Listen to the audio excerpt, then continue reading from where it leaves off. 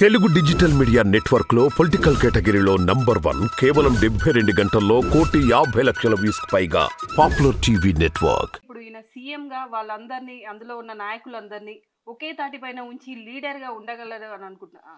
అదే ఉండలేడు అంటున్నా. అదే కష్టం ఉన్నది. రాజశేఖర రెడ్డి ఉండగలిగాడు అట్లా అందరినీ ఓ లైన్లో కూర్చోబెట్టగలిగాడు. అంత కెపాసిటీ నీకు లేదు, అంతటి సిచ్యువేషన్ కాదు ఇప్పుడు. వీళ్ళందరూ రేవంత్ రెడ్డి కన్నా సీనియర్లే, రేవంత్ రెడ్డి కన్నా సమర్థులే. వెంకటరెడ్డి బ్రదర్స్ మామూలు కాదు. వాళ్ళేం స్వతహాగా డబ్బులు ఉన్నాడు, స్వతహా ప్రమాణం 1000 కోట్లు కావాలంటే అలా పెద్దలకి స్థాయిలో ఉన్నాడు. కనుక వాళ్ళు వెంకటరెడ్డి బ్రదర్స్ కానీ ఉత్తమ్ కుమార్ కానీ వీళ్ళంతా కూడా ఈయనకి సరెండర్ అయ్యి రేవంత్ రెడ్డికి సీఎం గారు అనే పరిస్థితిలో ఉండదు. సీఎం గారు అంటాం కూడా వాళ్ళ నోరు రాదు. రేవంత్ రెడ్డి అని అంటారు, లేదా సీఎం అంటారు అంతే. సీఎం గారు ఎందుకంటే మా ముందు పిల్లాడు నిన్నగాక మన పార్టీలోకి వచ్చాడు. మేము 40 ఏళ్ళుగా పార్టీని కాపాడుకుంటుంటే ఇవాళ వచ్చేసేసి ఏదో అదృష్టం అంతే అయ్యాడు, మాకు వాడేటి అనే ఉంటుంది వీళ్ళ మనసులో, బయటికి వెళ్ళలేకపోయింది. సో ఇది ఎప్పుడైతే వీళ్ళకి కోరుకున్న పదవులు కోరుకున్న తృప్తి జరగలేదో అప్పుడు బయటకు వస్తుంది.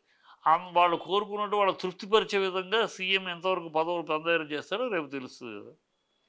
అంటే ఆయనకు అంత క్యాపబిలిటీ లేకుంటుంటే 21 సీట్లు 22 సీట్లు ఉన్న కాంగ్రెస్ని ఇదిదాకా తీసుకున్నాడు కదా సార్, గెలిచేదాకా తీసుకున్నాడు కదా. ప్రజల్లో ఉన్న పార్టీని నడపడం వేరమ్మా, ప్రజల్లోకి పార్టీ తీసుకెళ్ళడంలో ముందే చెప్పారు కదా. జీరోగా ఉన్న కాంగ్రెస్ని హీరో చేశాడు, అందులో సమర్థత ఉంది గ్యారంటీ. ఇంటర్నల్ సమస్యను తీర్చడానికి అవి పనిచేయదు. పబ్లిక్ వచ్చి నిలబడలేదు కదా. మీ ఇంట్లో గొడవకి పబ్లిక్ రాదు. ఇంట్లో గొడవని సమర్థించుకునే సమర్థవంతుడు కాదు. పబ్లిక్లో వెళ్ళగలిగాడు, పబ్లిక్ దూసుకెళ్ళగలిగాడు, పబ్లిక్ని ఇన్స్పైర్ చేయగలిగాడు. వాగ్దాటితోటి మంచి పవర్ఫుల్గా ఫైర్ బ్రాండ్ లాగా మాట్లాడగలిగాడు. అవి ఓకే. అది ఇక్కడ చెల్లదు కదా. ఇంటి విషయంలో చెల్లదు కదా. ఇంట్లో నువ్వు అందరినీ కలుపుకోవాలంటే నువ్వెంత అంటారు ఇంట్లో. దాన్ని నువ్వెంత అంటే పబ్లిక్ రాదుగా, పబ్లిక్ వచ్చి సమర్థించి నిలబడలేదు కదా నీకు. కనుక అది చాలా కష్టమైన విషయం, కత్తి మీద సాము లాంటిది. అసలు ఎలా నెట్టుకొస్తాడు, బట్ ఏమైనా ఒక్కటి మాత్రం గ్యారంటీ చెప్పగలను, పార్లమెంట్ ఎన్నికలు అయ్యేదాకా మాత్రం చాలా ప్రశాంతంగా ఉంటుంది. ఈ డిసెంట్ కూడా బయటికి ఎక్కువ రారు. లోపల గొడుగుటాన్ని జరుగుతూ ఉంటాయి చెప్తే బయటికి రావు. పార్లమెంట్ ఎన్నికలు అయిపోయిన తర్వాత ఒక్కసారి బయటపడుతుంది. అప్పుడు ఇప్పుడు కర్ణాటకలో అంతే, పార్లమెంట్ ఎన్నికలు అయ్యేదాకా శివకుమార్ కామ్గా ఉంటాడు. శివకుమార్ కింగ్ మేకర్ అక్కడ.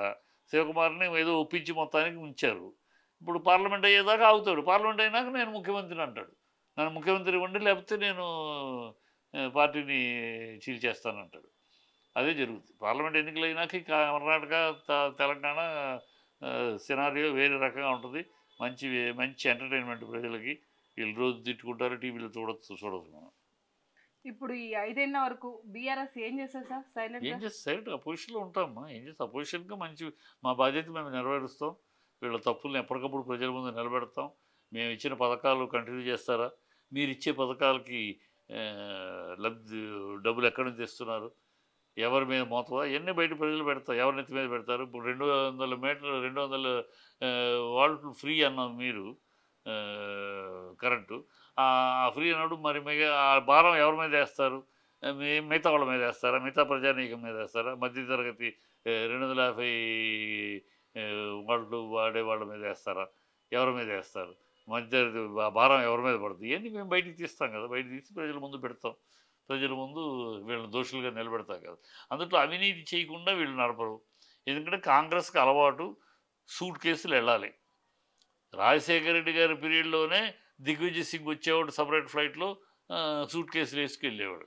3 నెలలకు ఒకసారి రావడం, సూట్ కేసులు వేసుకెళ్ళి అధిష్టానికి ఆ సూట్ కేసులు అందించాలి. అది వాళ్ళ ఆనవాయితీ. ఇప్పుడు కర్ణాటకలో అదే జరుగుతుంది. కర్ణాటకలో ప్రతి 3 నెలలకి సపరేట్ ఆయన ఒక అబ్జర్వర్ వస్తాడు, సూట్ కేసు వేసుకుని వెళ్తాడు.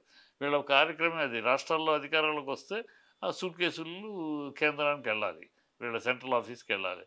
కనుక అవినీతి చేయకుండా జరగదు. అవినీతి నువ్వు 2 సూట్ కేసులు నువ్వు తిను, 3 సూట్ కేసులు కేంద్రానికి పంపించు. సో వీళ్ళందరూ సూట్ కేసులు నింపటాల్లో ఉంటారు. అవినీతి అనేది వ్యవస్థగా జరుగుద్ది. దళారీ వ్యవస్థగా దారుద్ది. ప్లస్ దౌర్భాగ్యం మళ్ళీ 10 ఏళ్ళుగా లేని దౌర్భాగ్యం తీసుకొస్తారు. అంటే ఢిల్లీకి దాసోహం. గతంలో అంతా కూడా కాంగ్రెస్ ప్రభుత్వం ఢిల్లీకి దాసోహం. ఇక్కడ దోమ కుడితే కూడా గొక్కుంటానికి లేదు. ఇక్కడ దోమ కుడితే కూడా ఢిల్లీలో గోకాలి. వాడు గోకాల్సిందే. సో ఈ ఢిల్లీకి వెళ్ళి గోకిసిన బాపతు వీళ్ళు ఇప్పుడు మళ్ళీ ఆ దౌర్భాగ్యం తీసుకొస్తారు. ఏదైనా సరే ఢిల్లీకి అంటారు. సో ప్రజల్లో కూడా ఎన్నాళ్ళు మీసం మీద మెల వేసుకుని మేము తెలంగాణ వాళ్ళమని ఢిల్లీకి దమ్ముగా ఎదురుగా నిలిచాం. వీళ్ళు ఇప్పుడు మళ్ళీ తీసుకెళ్ళి బాంఛన్ కాల్ముక్త ద్వారా అని ఢిల్లీ బాసుల దగ్గర పెట్టేస్తున్నారు. దరిద్రం అంతా కూడా బయట పెడతాం కదా, బయట తీసుకొస్తాం, ప్రజలకి అర్థం అయ్యేలా చేస్తాం.